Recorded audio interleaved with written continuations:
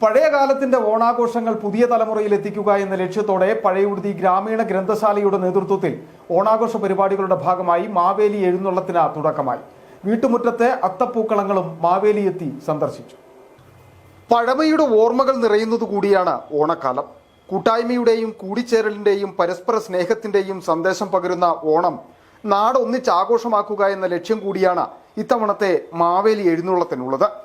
Rajakkad private bus സ്റ്റാൻഡിൽ നിന്ന് ആരംഭിച്ച മാവേലി എഴുന്നള്ളത്ത് ഗ്രാമപഞ്ചായത്ത് പ്രസിഡന്റ് നിഷ രതീഷ് ഉദ്ഘാടനം ചെയ്തു.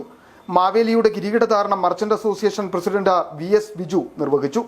Library council taluk secretary Jose Kochara flag off ചെയ്തു. രാജാക്കാട് മതസൗഹാർദ്ദ കൂട്ടായ്മ കൺവീനർ ഫാദർ മാത്യു കരോട്ടു കൊച്ചറയ്ക്കൽ ആശീർവാദം നടത്തി.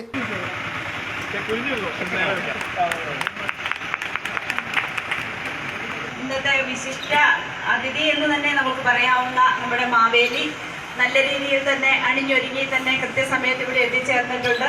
നമുക്ക് എല്ലാവർക്കും കൂടി ഇന്ന് നമ്മുടെ ടൗണ് ചുറ്റി തന്നെ നമുക്ക് നമ്മുടെ പുതിയ തലമുറ കുട്ടികളെ ഇത് ബോധ്യപ്പെടുത്തുന്നതിനാണ് നമ്മൾ ഏറ്റവും കൂടുതൽ പ്രാധാന്യം നൽകുന്നത്. മാവേലി എഴുന്നള്ളത്ത് ഘോഷയാത്ര രാജാക്കാട് ടൗൺ ചുറ്റി പഴയവിടുതിയുടെ വിവിധ മേഖലകളിലുള്ള വീട്ടുമുറ്റത്തെ പൂക്കളങ്ങളും സന്ദർശിച്ചു. കുട്ടികളുടെ വിവിധ കലാപരിപാടികളും ഓണസദ്യയും വനിതാ വടംവലി മത്സരമടക്കം ആഘോഷങ്ങളുടെ ഭാഗമായി സംഘടിപ്പിക്കും. രാജാക്കാട് മതസൗഹാർദ്ദ കൂട്ടായ്മ ചെയർമാൻ MP ശ്രീകുമാർ സമ്മാനദാനം നിർവഹിക്കും. തുടർന്ന് 3 പറ നെല്ലും നിലവിളക്കും ജനകീയ ലേലവും പായസ സദ്യയും സംഘടിപ്പിക്കും. City vision, Rajakkad.